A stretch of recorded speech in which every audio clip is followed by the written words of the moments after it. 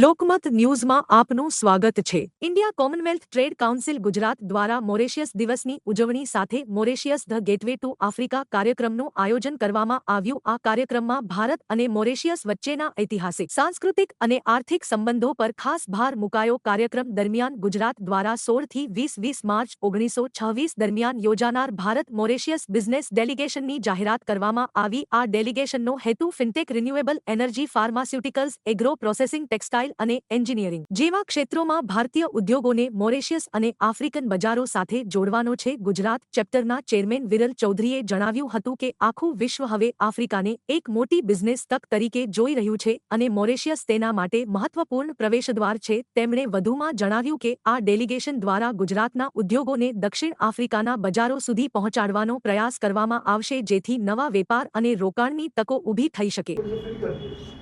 સૌથી પહેલાં તો જે મોરેશિયસ જે છે, મોરેશિયસ એ કન્ટ્રી આપણા ત્યાં 75% જે લોકો છે એ ઇન્ડિયન ઓરિજિનના લોકો છે। એટલે આ જે 75% જે લોકો છે ઇન્ડિયન ઓરિજિનના, એટલે આપણે એવું કહી શકાય કે આ ત્યાં એક બીજું ભારત મોરેશિયસમાં વસે છે। એટલે આજે મોરેશિયસ દિવસની ઉજવણીની સાથે મોરેશિયસ આપણે એક ડેલિગેશન લઈને જઈ રહ્યા છે, એટલે એનું એક એનાઉન્સમેન્ટ હતું। અને મોરેશિયસ જે છે એ મોરેશિયસ આમ જુઓ તો ખૂબ નાનો કન્ટ્રી છે, પણ એનું જે મહત્ત્વ છે, એનું જે સિગ્નિફિકન્સ છે ખૂબ વધારે છે, કેમ કે એ ત્યાંથી આફ્રિકન કોન્ટિનેન્ટની શરૂઆત થઈ છે। એટલે એ ગેટવે ટુ આફ્રિકા એને આપણે કહી રહ્યા છીએ। અને મોરેશિયસ ની અંદર મોરેશિયસના જે અધર આફ્રિકન કન્ટ્રીઝ સાથેનું જે ટ્રીટી છે, SADCની જે આપણે વાત થઈ હતી, તો એનો બેનિફિટ લેવા માટે હાલ અત્યારે પણ ભારતની ઘણી બધી કંપનીઓ એમની ઓફિસ મોરેશિયસમાં રાખી છે। અમે લોકો ઇન્ડિયા કોમનવેલ્થ ટ્રેડ કાઉન્સિલ અહીંયા આગળ મોરેશિયસની અંદર આજે ડેલિગેશન લઈને જઈ રહ્યા છે। તો આપણું જે MSME સેક્ટર છે, ગુજરાતનું MSME સેક્ટર છે, એને કેવી રીતે આપણે બેનિફિટ આપી શકીએ સાઉથ આફ્રિકન કન્ટ્રીઝના માર્કેટનો, કેમ કે સાઉથ આફ્રિકન કન્ટ્રીઝની અગર આપણે જોઈએ તો ત્યાં મેન્યુફેક્ચરિંગ બેઝ છે નહીં, અને એ લોકો ઘણા બધા અંશે એમની જે ઇકોનોમી છે એ ઇમ્પોર્ટ ડ્રીવન ઇકોનોમી છે। એટલે બધું ત્યાં એ લોકો બહારથી મંગાવતા હોય છે। એટલે એમાં જે સૌથી મોટું જે એમનું જે પાર્ટનર છે ચાઇના છે, અને બીજું છે ઇન્ડિયા છે। જ્યારે G20નું અધિવેશન થયું હતું એ સમયે પ્રાઇમ મિનિસ્ટર શ્રી નરેન્દ્ર મોદીએ આફ્રિકન કન્ટ્રીઝને G20ના સદસ્ય બનાવ્યા। તો એની એક ખૂબ મોટી અને પોઝિટિવ ઇફેક્ટ આવી છે, અને હવે એ જેટલા પણ આફ્રિકન કન્ટ્રીઝ છે એ ભારતની ખૂબ નજીક આવ્યા છે।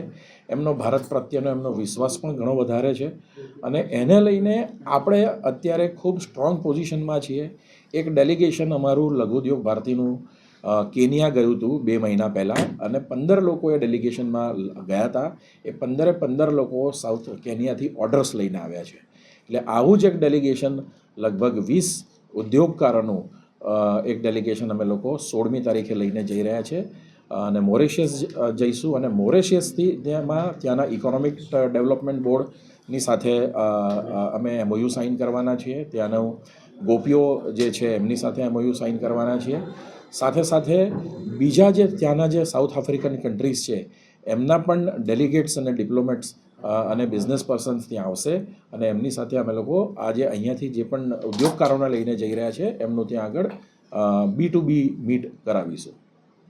અત્યારે જે યુદ્ધની પરિસ્થિતિ છે, તો અત્યારે ભારતને તો ગેસની અછત તો આવી રહી છે, હજુ લાંબુ ચાલે તો હજુ કયા કયા સેક્ટરમાં અસર પડવાની?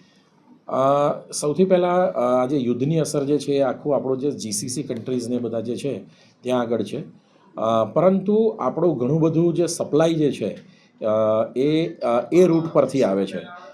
બીજું સૌથી મોટી જે ઇફેક્ટ થઈ શકે એ છે કે આપણું એક્સપોર્ટ્સ, આપણે આ બધા ઘણા બધા કન્ટ્રીઝમાં ખૂબ મોટું એક્સપોર્ટ કરીએ છીએ, તો એક્સપોર્ટ્સને પણ અસર થઈ શકે। અત્યારની પરિસ્થિતિમાં પણ આપણા ઘણા બધા કન્ટેનરો અટવાયા છે। એટલે કોઈ પણ પરિસ્થિતિ, યુદ્ધ જેવી પરિસ્થિતિની અંદર આવું બધું શક્ય છે। અને અત્યારે એક ગેસનો પણ આપણે ત્યાં જે સિલિન્ડર્સનો ઇસ્યુ થઈ રહ્યો છે, આ યુદ્ધ જેમ જેમ લાંબુ ચાલશે એમ હજી આપણને એની અસરો આવનારા સમયમાં શું થશે એની ખબર આપણને પડશે, પરંતુ અત્યારે હાલ તો આ બધા જ કન્ટ્રીઝની અંદર જે આપણે એક્સપોર્ટ કરીએ છીએ, સાથે સાથે ત્યાંથી આપણે ઘણું બધું ઓઇલ અને જે આ ગેસ ઇમ્પોર્ટ કરીએ છીએ એના પર અત્યારે સીધી આ ટૂંકા ગાળાની અસર આપણને જોવા મળશે. કોમનવેલ્થ જે દેશો છે કેવી રીતે આખી આ સમગ્ર કહું છું એ તો શોર્ટ ટર્મ્સની અંદર ડેફિનેટલી એ નુકસાન જવાનું છે, પરંતુ આ અમે લોકો જે આ આખું જે ડેલિગેશન લઈને જઈ રહ્યા છે એટલા માટે જ લઈને જઈ રહ્યા છે કે સાઉથ આફ્રિકા એ ખૂબ મોટું માર્કેટ છે. આજે તમે પાછલા 1 મહિનાના અગર તમે ન્યૂઝ જોશો તો કેનેડાએ ખૂબ મોટું ત્યાં આગળ એમને ત્યાં એક એક્ઝિબિશન કર્યું આફ્રિકન કન્ટ્રીઝ માટે. પછી તમે ઇટલીના જે પ્રાઇમ મિનિસ્ટર છે જ્યોર્જો મેલોની, એમનું પણ તમે જો સ્ટેટમેન્ટ જોશો, એમણે લગભગ 20 દિવસ પહેલાં એક સ્ટેટમેન્ટ આપ્યું હતું કે સાઉથ આફ્રિકન કન્ટ્રીઝનો અત્યાર સુધી બીજા બધાએ ઉપયોગ કર્યો છે, પણ અમે તમારી સાથે જોઈન થઈને આપના એક ડેવલપમેન્ટ માટે આપણે પાર્ટનર બનીશું, એવું એક સ્ટેટમેન્ટ જ્યોર્જો મેલોની પણ આપી ચૂક્યા છે. એટલે યુરોપિયન યુનિયન પણ આ સાઉથ આફ્રિકન કન્ટ્રીઝને ખૂબ મોટી બિઝનેસ ઓપોર્ચ્યુનિટી તરીકે જોઈ રહ્યું છે.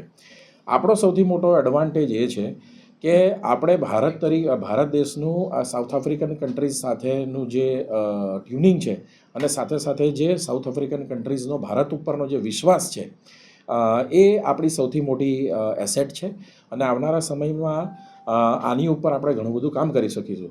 તમારો જે પ્રશ્ન છે કે આ બધા કોમનવેલ્થ કન્ટ્રીઝની અંદર કઈ રીતે આ જે યુદ્ધની ને બધી અસર થશે અને સામે આપણે શું કરી શકું, તો કોમનવેલ્થની અંદર ટોટલ 56 દેશો આવે છે. એની અંદર આપણે ભારતને એક દેશ ગણીએ તો બીજા 55 દેશ છે. એમાં 5 મોટા કન્ટ્રીઝ છે. એક છે કેનેડા છે, ન્યૂઝીલેન્ડ છે, ઓસ્ટ્રેલિયા છે, યુકે છે અને ભારત છે.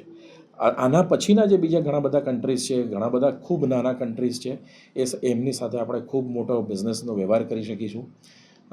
અને ભારતે પણ હવે સાઉથ આફ્રિકન કન્ટ્રીઝને, કોમનવેલ્થ કન્ટ્રીઝને, કોમનવેલ્થની અંદર આસિયાન કન્ટ્રીઝ પણ આવ્યા છે. તો આ બધા દેશો સાથે આવનારા સમયમાં ભારત દેશની હવે જે નીતિ પણ એવી રીતની થઈ રહી છે કે ફક્ત મોટા દેશ સાથે જ આપણે બિઝનેસ ના કરતા આવા નાના નાના દેશો પણ સાથે આપણે એમની સાથે હાથ મેળવીએ અને એમની સાથે આપણે બિઝનેસને આગળ વધારીએ. એનું સૌથી મોટું ઉદાહરણ છે કે ઇથિયોપિયા જેવા નાના દેશમાં, એટલે તમે આમ જોવા જાઓ તો તમારે આખા મેપની અંદર ઇથિયોપિયાને શોધવું પડે, એવા કન્ટ્રીઝની અંદર આપણા પ્રાઇમ મિનિસ્ટર નરેન્દ્ર મોદી જઈ રહ્યા છે.